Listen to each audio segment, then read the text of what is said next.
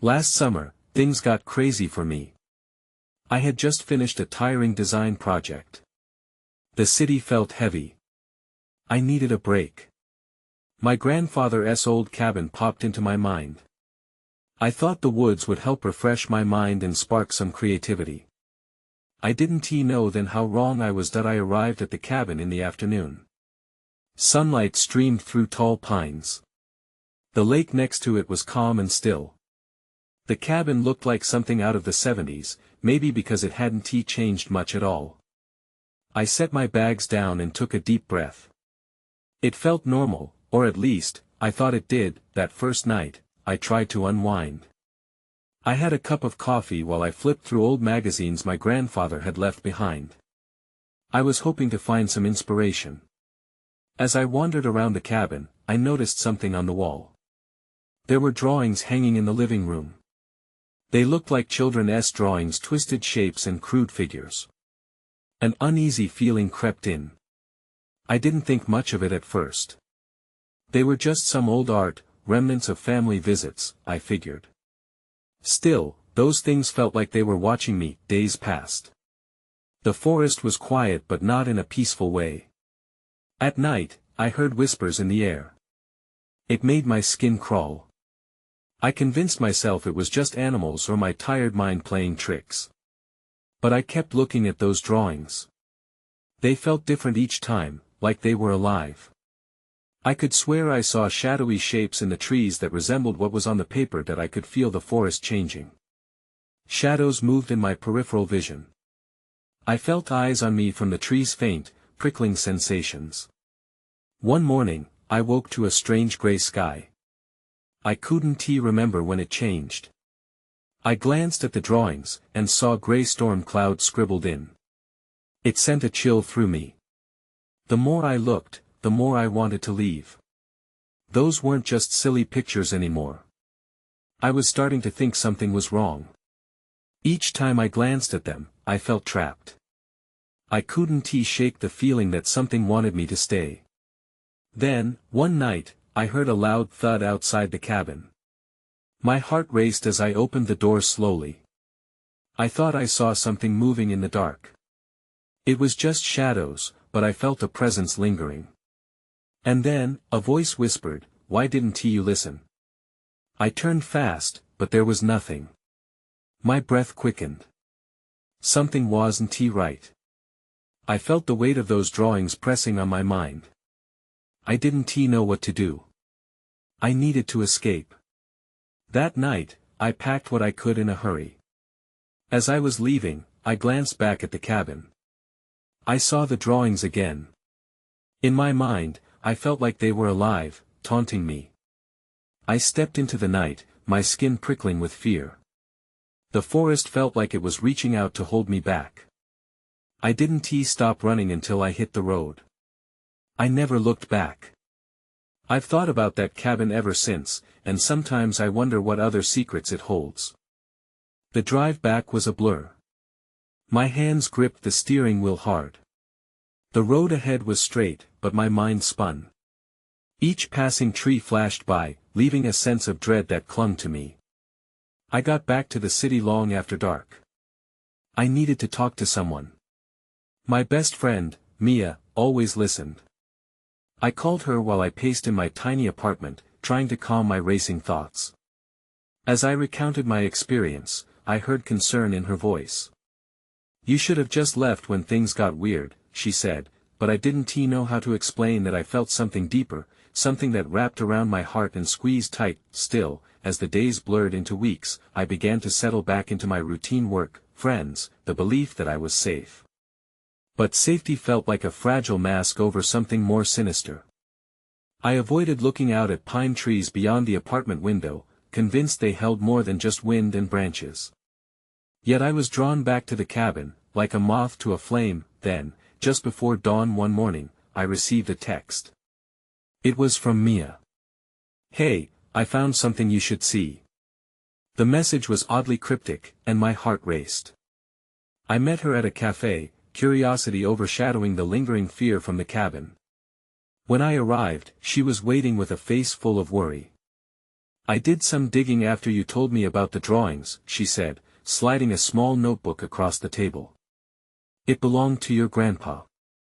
I opened it slowly. The pages were filled with sketches similar to the ones I had seen in the cabin. But these were darker. They depicted strange creatures with distorted limbs and hollow eyes. I shivered at a drawing that included our cabin with shadowy figures surrounding it.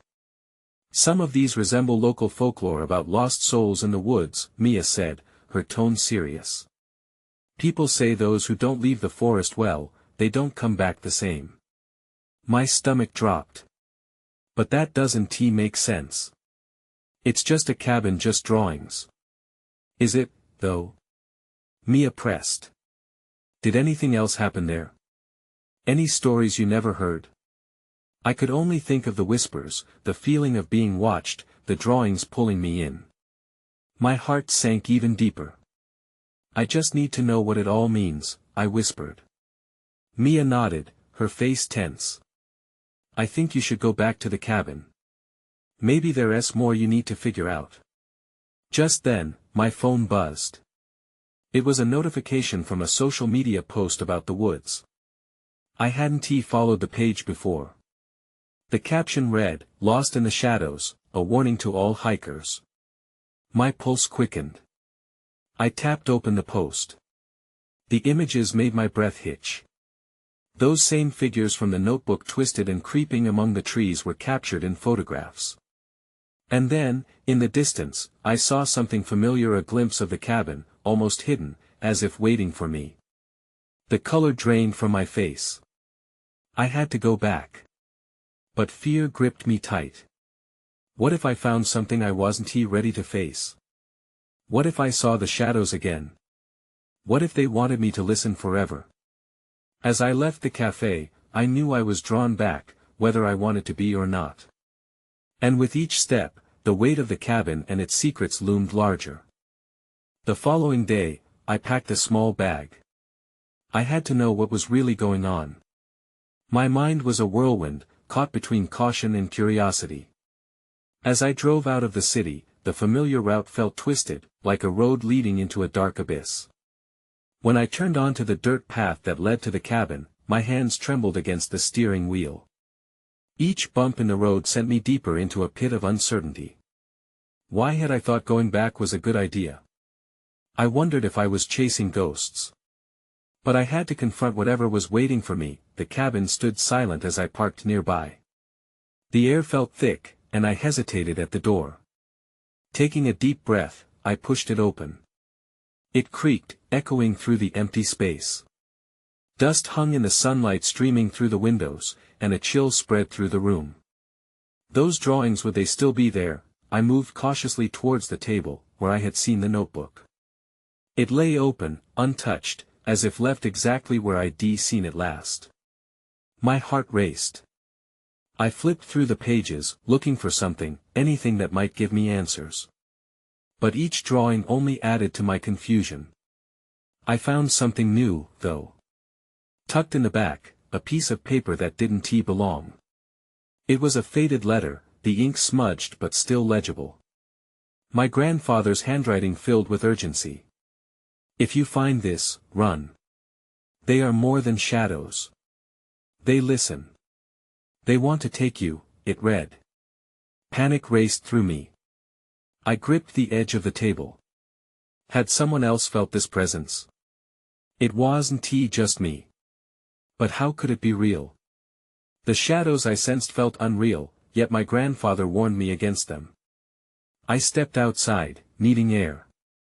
The forest surrounded the cabin like a dark sea. I could hear rustling among the trees, but when I looked closely, nothing was there. Just shadows. The fear tightened against my chest. Suddenly, I caught movement out of the corner of my eye.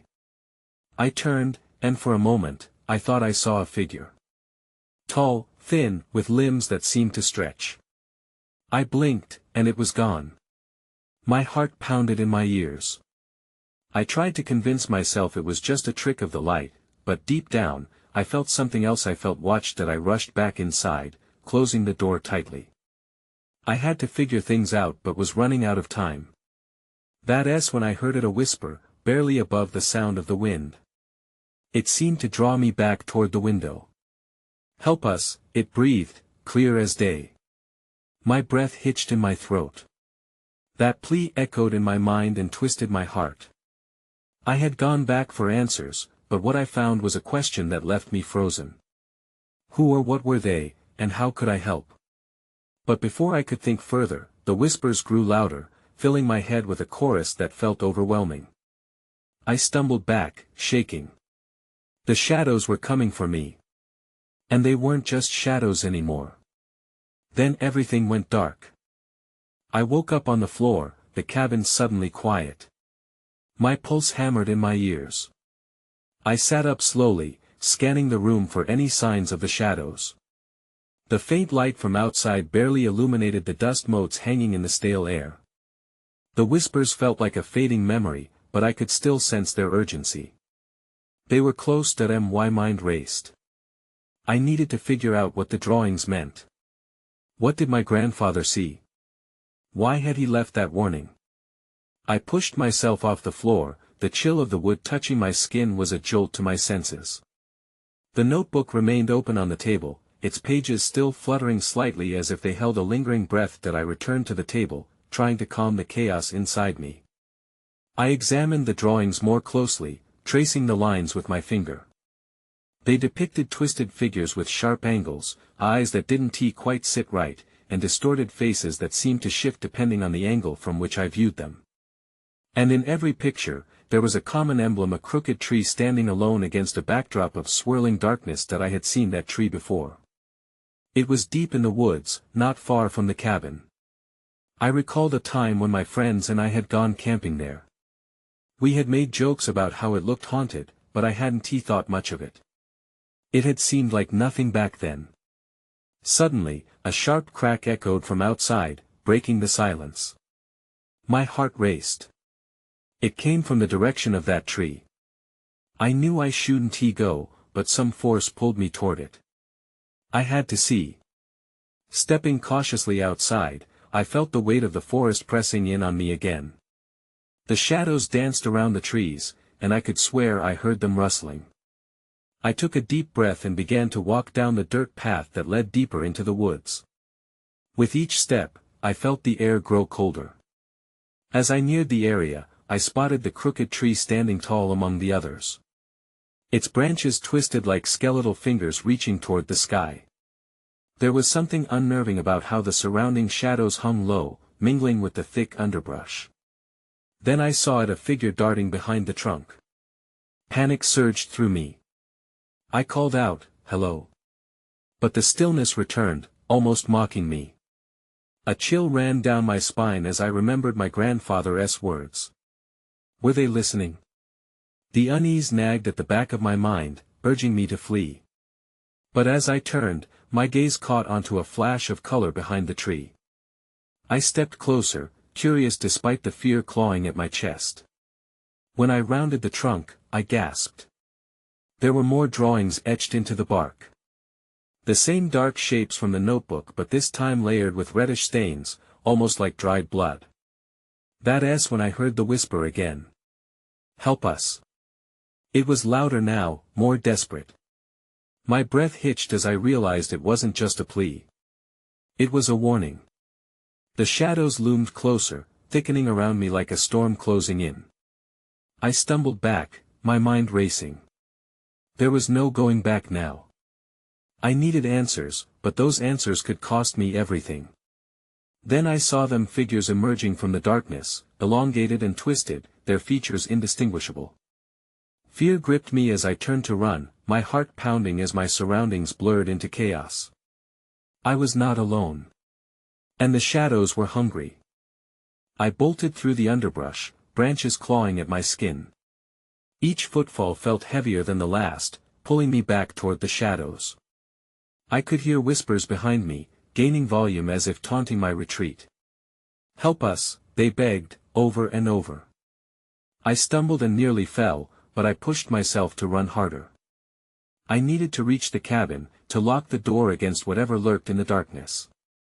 As I neared the path leading back, panic surged through me. If the shadows caught me, would I ever escape? Just as I reached the clearing and saw the cabin's outline in the dim light, I felt something brush against my shoulder. I whipped around, heart racing. Nothing was there but the trees standing watch. For a moment, I hesitated, breathless. My instincts screamed at me to go inside, but curiosity held me back. I couldn't shake the feeling that I had to understand what was happening. What was the meaning of those drawings? I whispered to the empty woods, hoping for an answer. But the only reply came from the chilling breeze that rustled the leaves like laughter. With great reluctance, I turned back and headed toward the crooked tree. I couldn't ignore the urgency gnawing at my gut. Maybe there were more clues. I hesitated at first, but I needed to know. I climbed over a couple of fallen branches and pushed deeper into the shadows. The drawings in the notebook had made that tree seem significant.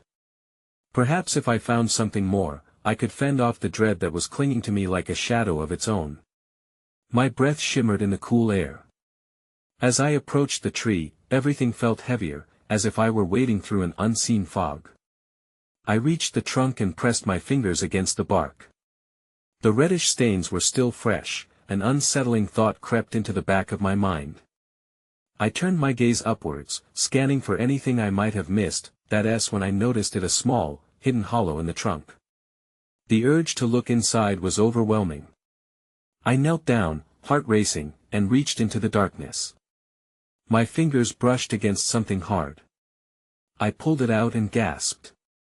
It was a bone small and warped, almost like it belonged to an animal but twisted into an unrecognizable form.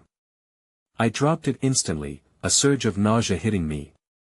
This was more than just a warning, it felt like an omen. Just then, I heard the whispers again, but this time they were angry, vicious. "Leave!" they echoed. The air buzzed with alarm. It was as if the forest itself was coming alive, pushing me away from the tree. That I took a shaky step back, but then the ground shifted beneath me. Suddenly, the earth cracked, revealing a gaping hole right by the tree's roots. My eyes widened. Was it a warning or an invitation? With a surge of dread, I turned to run back to the cabin. But as I did, I felt something pull at the hem of my jacket. Fear gripped my chest. I didn't turn to see what it was, but I could hear the shadows closing in, filling the air with their heavy breathing. Whatever they were, they weren't going to let me leave. A new panic surged. I had to escape. I took a deep breath and sprinted into the darkened woods, realizing the whispers had no intention of letting me go. The hunt was far from over. I ran through the darkness, branches scratching at my arms, the whispers rising around me like a storm. I pushed ahead, ignoring the pain and focusing only on the faint silhouette of the cabin.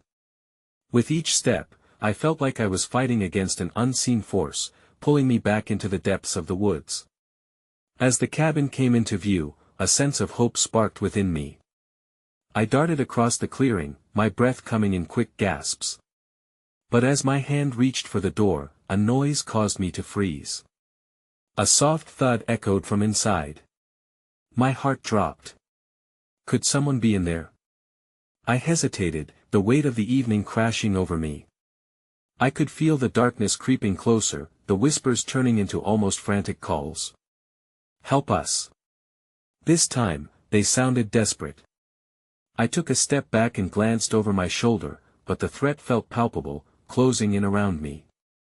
I couldn't stay out here. Cautiously, I opened the door and stepped inside. The familiar scent of damp wood greeted me, but the feeling of safety was fleeting. I closed the door with a loud thud and locked it, my ears straining for any sound. The cabin felt smaller now, suffocating. I glanced around the room, searching for anything that could help me make sense of what was happening. The drawings on the wall caught my eye again, shadows dancing across the paper, revealing the grotesque images of distorted faces and claw-like hands. Had they been there before? I couldn't remember. As I stepped closer, I noticed something new. A scrap of paper was pinned to the wall beneath a drawing, fluttering slightly as if touched by an invisible hand. I reached for it and tugged it free. Beneath the scrawled words was a message, "Beware the hollow. They watch." My fingers trembled as I connected the dots. The hollow in the tree. The warnings. The shadows were tied to whatever lay beneath that earth. I felt a chill run down my spine. Suddenly, a loud crash vibrated through the cabin, sending me jumping backward. I turned to face the noise, fear slamming into my gut. The window had shattered, fragments of glass raining down onto the floor. I ducked, trying to shield myself as I scanned the room. The whispers grew louder, now sounding angry, feral. All at once, I felt the urge to flee again.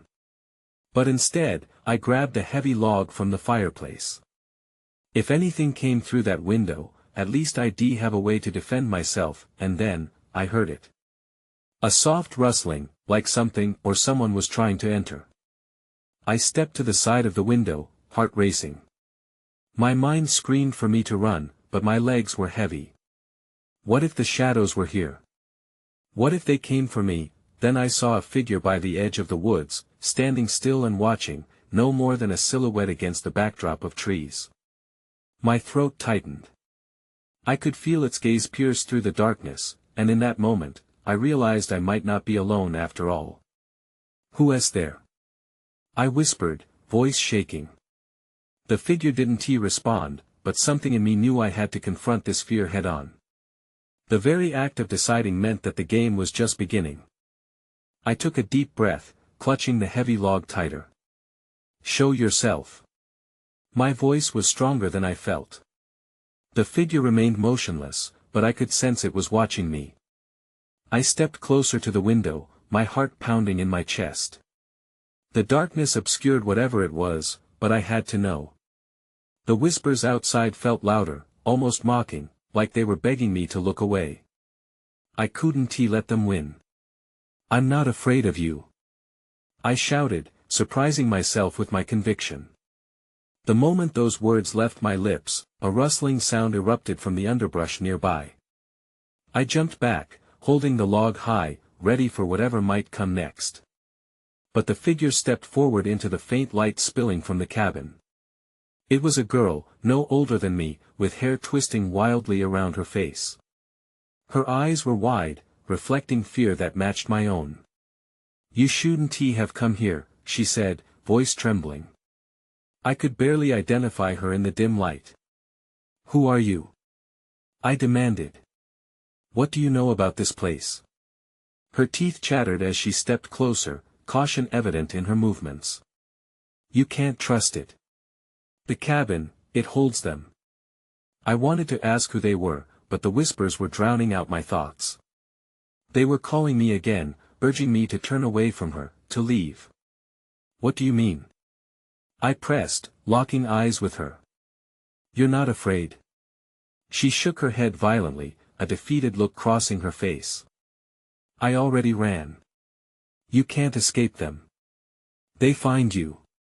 Always." Her words pierced through my bravado.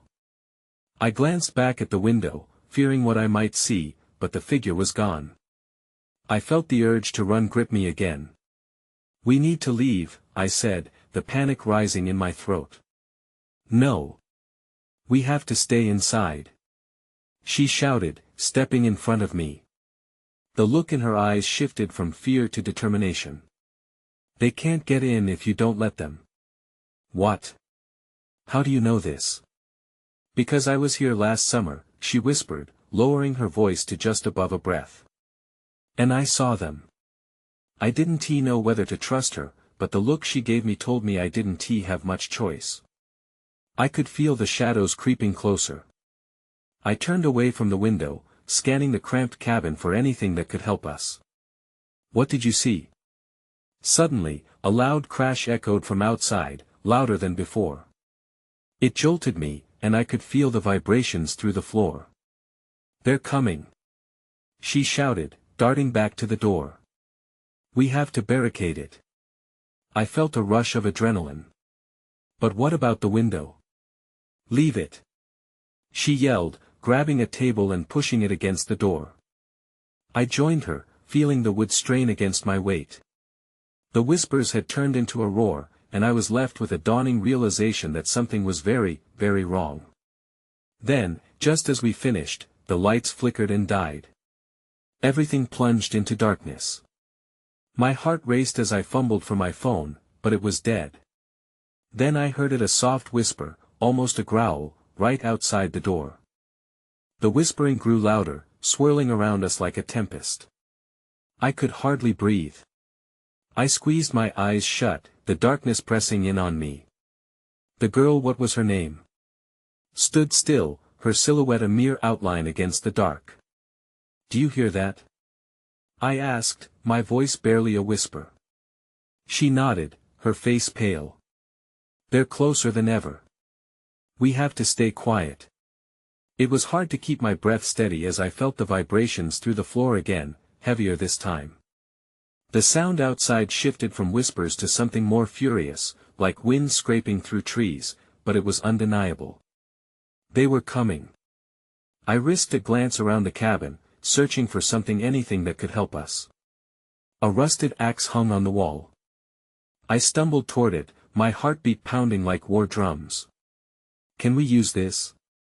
"No," she hissed, panic in her eyes. "Drawing attention will make it worse." I hesitated, holding the axe anyway. The whispers surged, alive now, pulsing against the cabin walls as if they wanted to tear the structure apart. I crouched down, trying to silence the tremors in my hands while keeping my breathing shallow. "What did you see last summer?"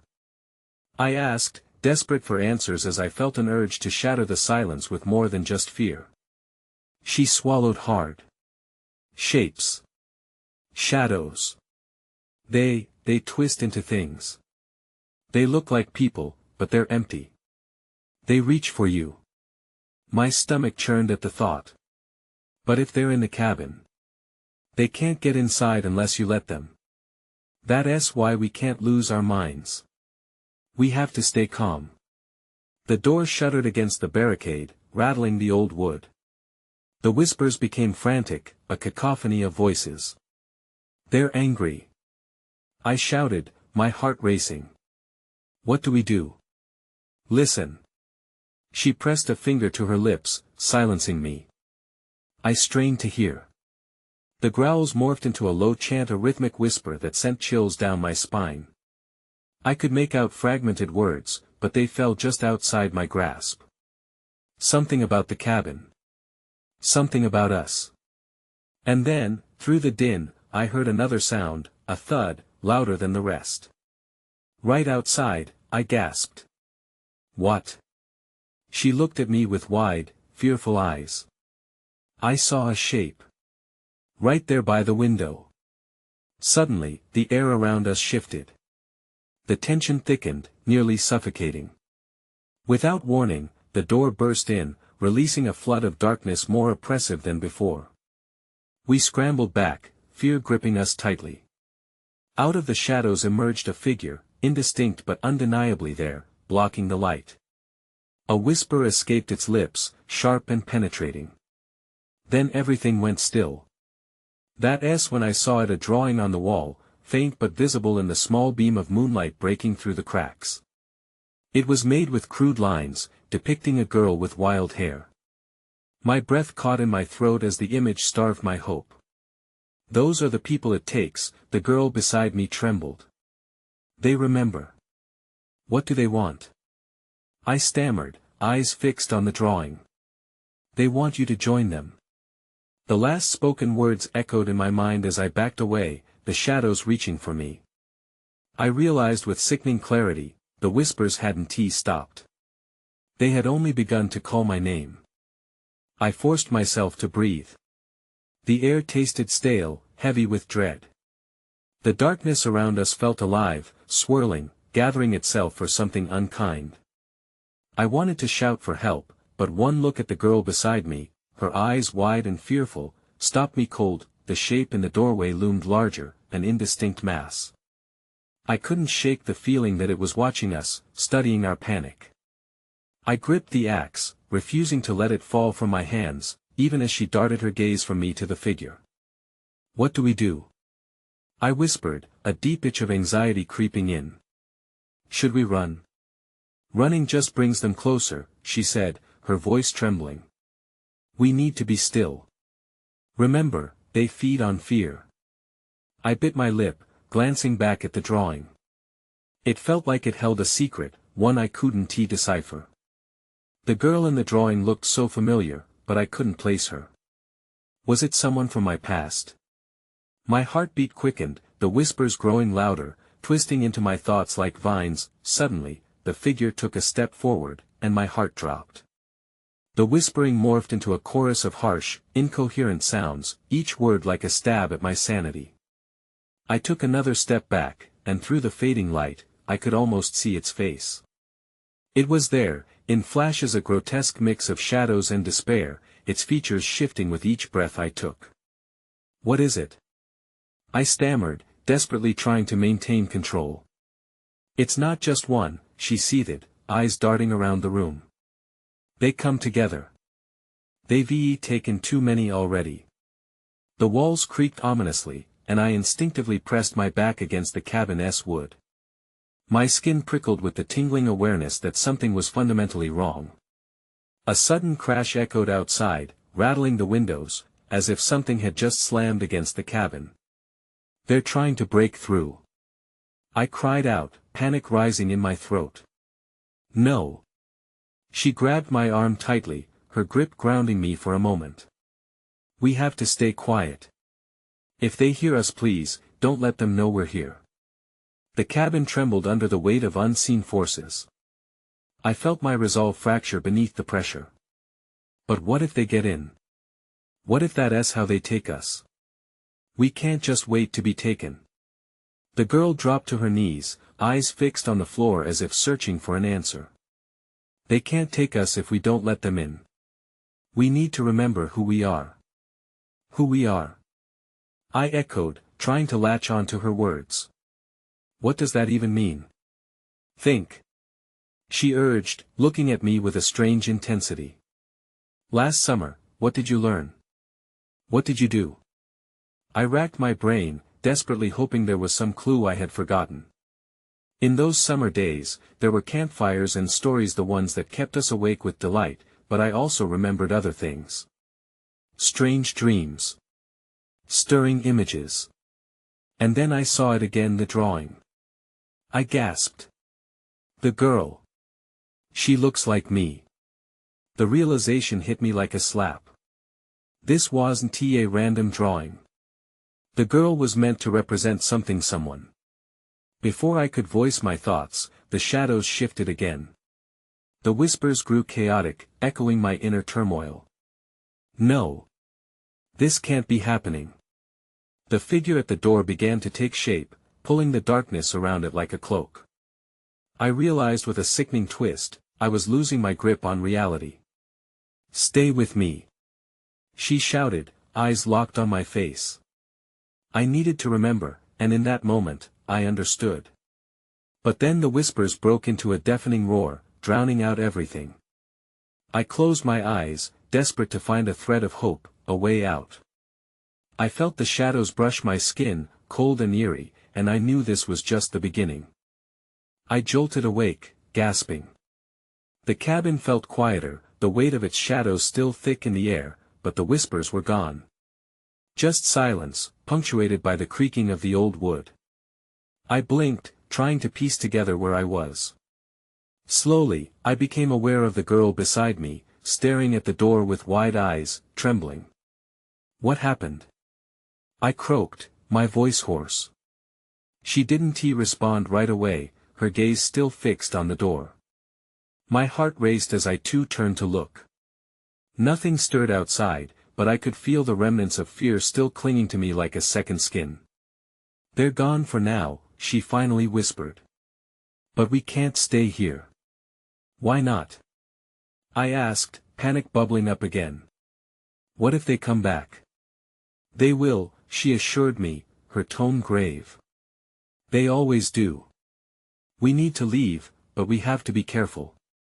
They'll be watching. I nodded, trying to process everything she said. I couldn't shake the feeling of dread crawling up my spine. What do we do?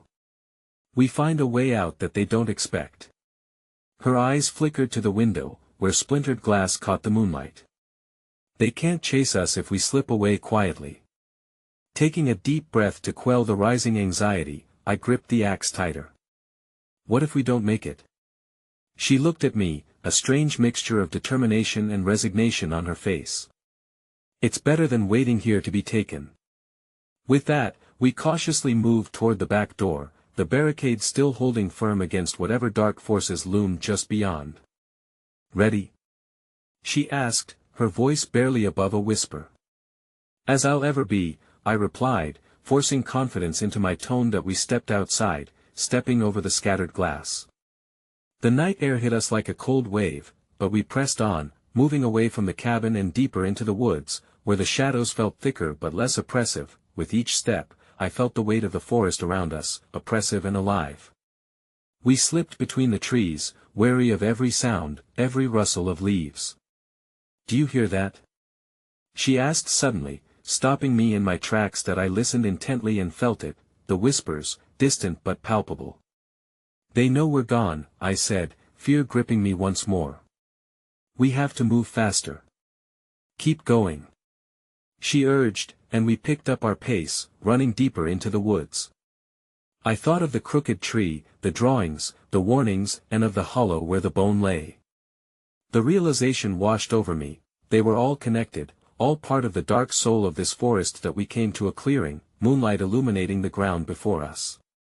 In the distance stood that same crooked tree, its silhouette stark against the sky. I hesitated, confusion mingling with fear. We can't go back there.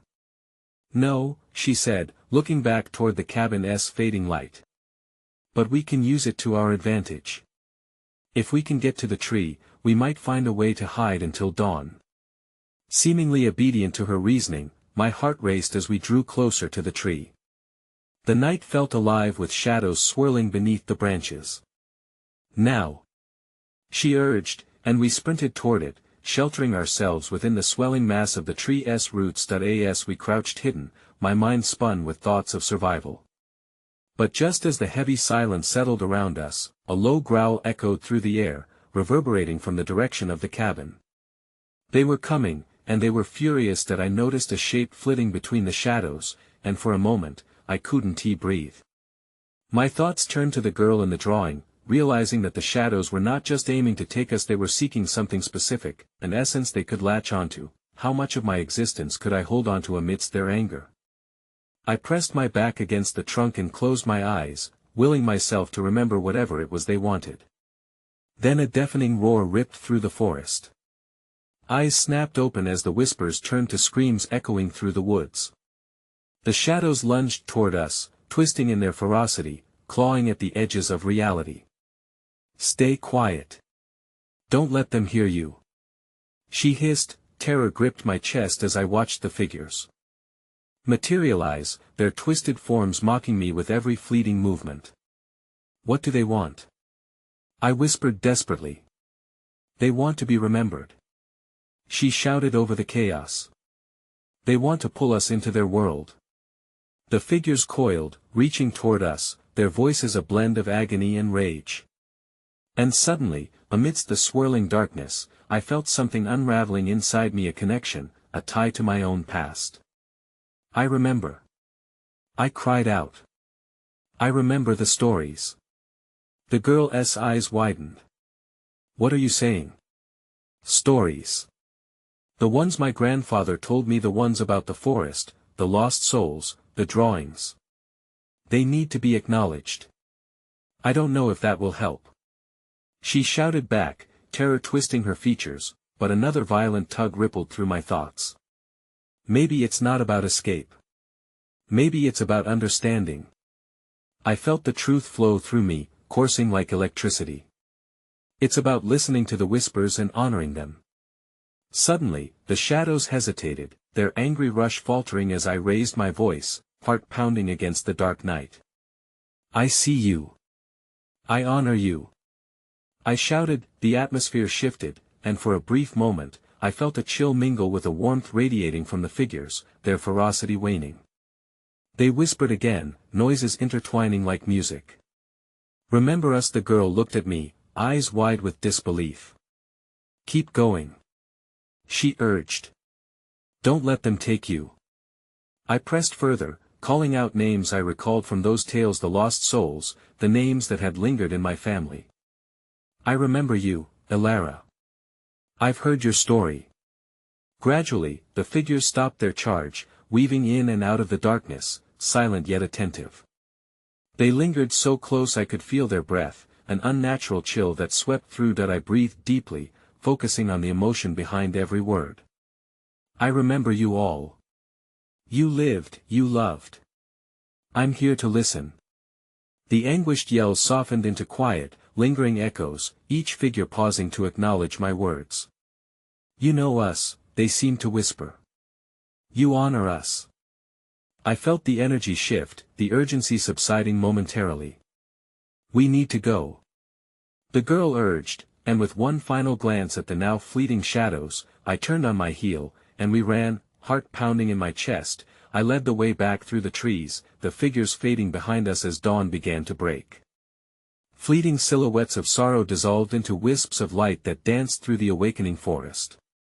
The old tales coalesced around me, the burden lifted as hope began to glimmer. Eventually, we stumbled out of the tree lane and saw the cabin standing solitary in the thin morning light, its secrets and shadows still present but now somehow less threatening.